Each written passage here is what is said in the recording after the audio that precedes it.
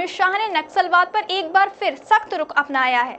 28 सितंबर को नई दिल्ली में नक्सल मुक्त भारत विषय पर आयोजित सेमिनार में उन्होंने कहा कि 31 मार्च 2026 तक देश को नक्सलवाद से पूरी तरह मुक्त करने का लक्ष्य रखा गया है और यह लक्ष्य हर हाल में हासिल किया जाएगा। उन्होंने कहा, मैंने कहा था और आज दोहरा रहा हूं, सुरक्षा बलों ने वीरता दिखाई और हम नक्सलवाद को समाप्त करके रहेंगे।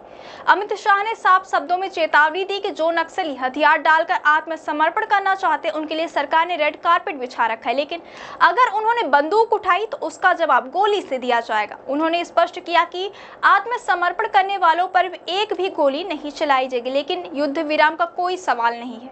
शाह ने बताया कि वर्ष 2024 में सुरक्षा बलों ने 290 नक्सलियों को मार गिराया, 1090 नक्सलियों को गिरफ्तार किया और 881 ने आत्मसमर्पण किया। इस बीच छत्तीसगढ़ के गृह मंत्री विजय शर्मा ने भी कहा कि राज्य किसी भी प्रकार के युद्ध विराम पर विचार नहीं कर रही।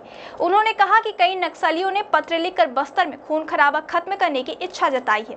यदि कोई आत्मसमर्पण करना चाहता है तो उनके स्वागत के लिए लाल कालीन तैयार है, लेकिन हिंसा बर्दाश्त नहीं की जाएगी।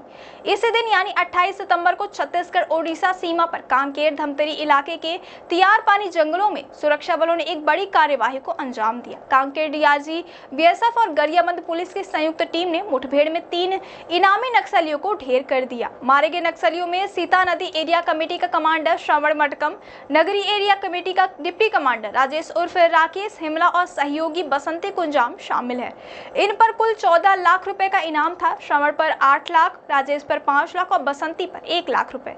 जानकारी के मुताबिक कांकेर थाना क्षेत्र के तियार पानी जंगलों में नक्सलियों की मौजूदगी की सूचना मिली थी। इसके बाद सुरक्षा बलों ने इलाके को घेरते हुए सर्च ऑपरेशन शुरू किया। इसी दौरान घात लगाए नक्सलियों ने फायरिंग शुरू कर दी, जिसके बाद जवाबी कार्यवाही में सुरक्षा बलों ने तीनों को मार गिराया।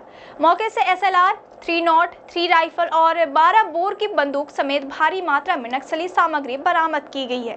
नारायणपुर जिले में भी सुरक्षा बलों को बड़ी सफलता मिली है। अबूझमाड़ के कोडीलियार मिचिंगपारा जंगलों में पुलिस ने भारी मात्रा में विस्फोटक, नक्सली साहित्य, lithium battery, booby trap switch और नक्सली वर्दियां बरामद की हैं। यह कार्यवाही कोहकामेटा थाना क्षेत्र में की गई। सिर्फ 6 दिन पहले नारायणपुर जिले में ही सुरक्षा बलों ने एक मुठभेड़ में सेंट्रल कमेटी के 2 टॉप नक्सलियों को ढेर किया था।